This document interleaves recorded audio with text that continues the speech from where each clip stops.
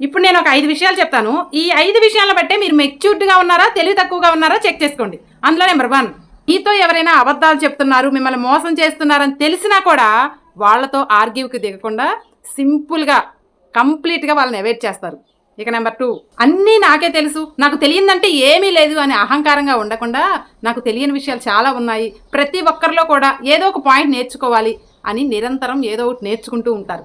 Number 3, ప్రతి దానికి కూడా వేరే వాళ్ళని బ్లేమ్ చేస్తూ వాళ్ళ వల్ల ఇలా జరిగింది, వీళ్ళ వల్ల ఇలా జరిగిందని కంప్లైంట్లు ఇవ్వకుండా మీ లైఫ్కి మీరే బాధ్యత వహిస్తారు. నెంబర్ 4, మనకున్నటువంటి రిలేషన్షిప్ కన్నా, ఆర్గ్యుమెంట్ కన్నా కూడా మన మెంటల్ హెల్త్ చాలా ఇంపార్టెంట్ అని నమ్ముతారు. ఇక నెంబర్ 5, మిమ్మల్ని ఎవరైనా అవమానించినా, చులకనగా చేసి మాట్లాడినా, తక్కువ చేసి మాట్లాడినా మీరు అస్సలు పట్టించుకోరండి. స్ట్రెస్ అసలే తీసుకోరు. ఎందుకంటే వేరే వాళ్ళ ఒపీనియన్ మీకు అసలు మ్యాటరే కాదు కాబట్టి. ఇప్పుడు చెప్పండి, అవుట్ ఆఫ్ 5 మీ స్కోర్ ఎంత? మీరు మెచ్యూర్డ్‌గా ఉన్నారా, అన్‌మెచ్యూర్డ్‌గా ఉన్నారా? నా కామెంట్ సెక్షన్లో తెలియజేయండి.